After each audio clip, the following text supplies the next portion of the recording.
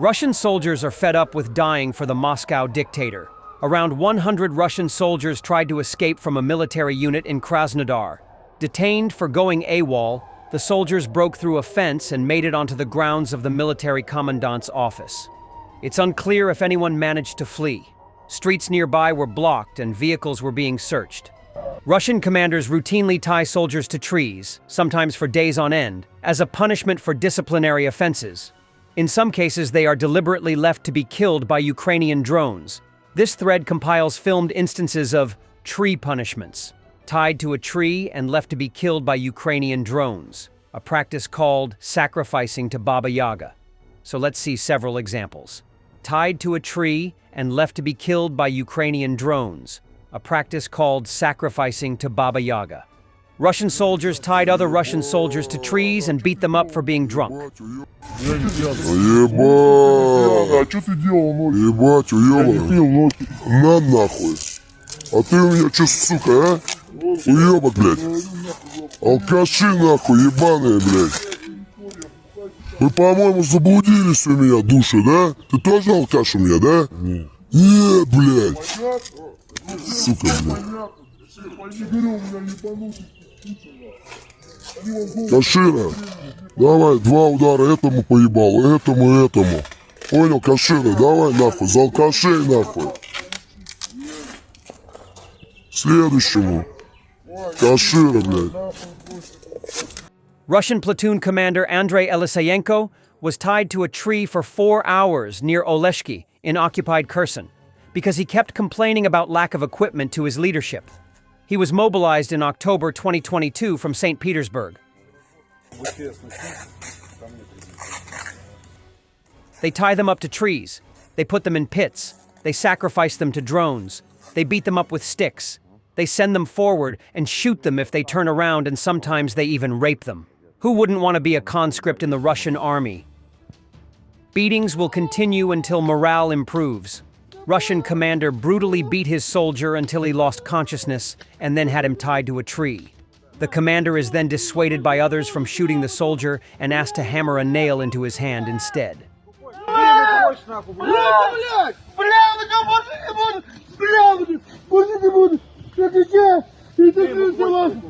Russian commanders at military unit 21005 tied Private Gennady Kiskarov to a tree for asking to be reassigned to civilian service after 1 year on the front line in occupied Donetsk in Ukraine. He could not bear the torture after one night and agreed to return to the front line. Russian fascists chained their own soldier to a tree to prevent him from fleeing, probably somewhere near the front line in occupied Ukraine. Why did the Russian fascists tie their own comrade to a tree? When a Ukrainian drone approached, his partner offered to shoot him and then himself to avoid suffering. This comrade refused the offer, so his partner shot himself anyway, but injured this comrade in the process. Now the second best army in Russia. Some of the Russian army's finest, tied to a tree for excessive drinking, winter of 2024. Imagine how much a Russian has to drink to stand out from the others. Let's proceed from these excellent examples of best practices in the Russian army and take a look at another equally interesting tactic. Russian soldiers kicked off the moto season, now honing their skills at tangling with barbed wire on bikes. Russian soldiers are increasingly using motorcycles at the front, likely because some genius Russian commander thinks this is a better way to carry out meat wave attacks on fortified Ukrainian positions. Nevertheless, as usual, practice is proving these brilliant tacticians wrong. Just in the past few days, we've seen a surge in destroyed bikes and their riders across several frontline positions. But as we've seen before, this won't stop Russian commanders from continuing with this tactic, at least not until they run out of cannon fodder. Then they'll come up with something else. Using motorcycles on the battlefield might look cool in propaganda videos, but in reality they're loud, exposed, and offer zero protection. One well-placed shot or drone strike, and it's game over.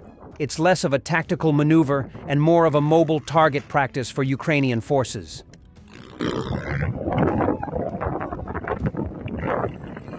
Lithuania is set to upgrade and fortify a second route through the Suwałki Gap, a crucial choke point along the border with Poland that's seen as one of likeliest areas for any future Russian attack on the European Union and NATO.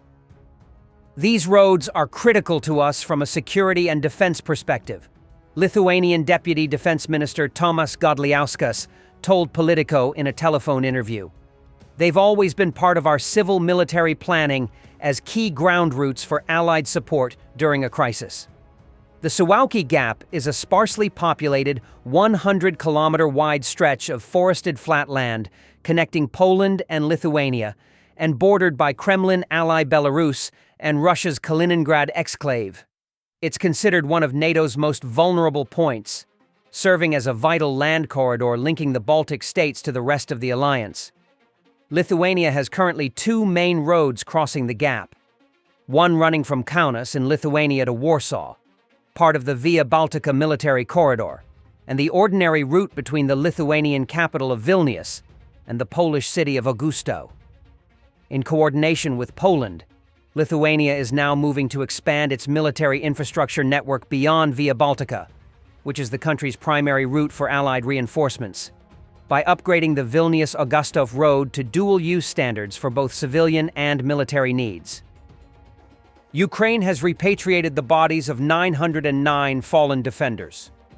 Among them are defenders from the front lines near Kurakovo, Pokrovsk, Bakhmut, Vuhledar, Luhansk, Zaporizhzhia, Sumy, Kharkiv, and morgues inside Russia. NATO's updated defense plans call for Germany to expand its armed forces to 395,000 personnel, an increase of more than 80% from current levels.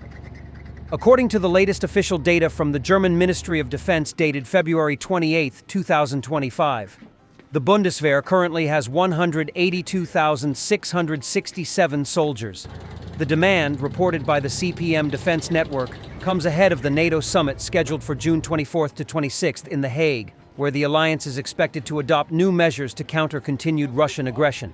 The plans envision a significantly expanded German force as part of a broader effort to build a stronger European military posture. However, the publication notes that implementation is likely to face delays, particularly when it comes to reaching agreement on force levels. In das Gelände und ein Geländesandkasten. Thanks for watching, and don't forget to subscribe. Also, if you want to support Warthog Defense, please become our member and get early access to new videos, exclusive members-only videos, and become administrator in comment section. The membership link is in the description. Every day. We had a guy last week, it's 6 rescues in 6 days. You know, he's doing the job every day.